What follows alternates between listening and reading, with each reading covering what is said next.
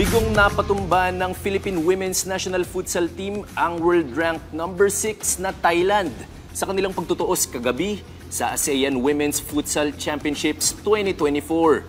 Yan ang ulat ni teammate Daryl Loclares.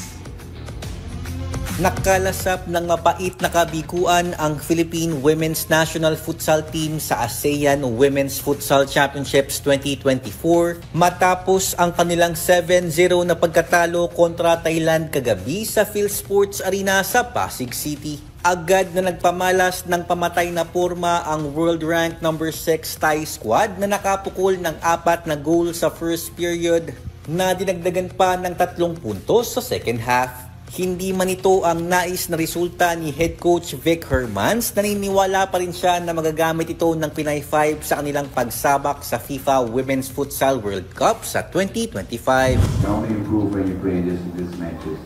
This is what we need next year, some friendly matches going and start in January already when you have this group.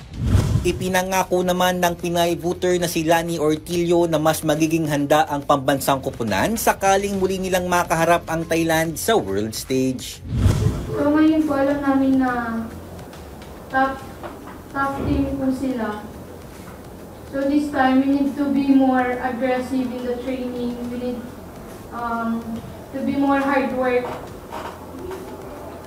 So that we can fight them again until the World Cup. Sa Martes, puntriya ng Pinay 5 na makabawi kontra Vietnam dito pa rin sa PhilSports Arena sa Pasig City. Daryl Loclares para sa Pambansang TV sa Bagong Pilipinas.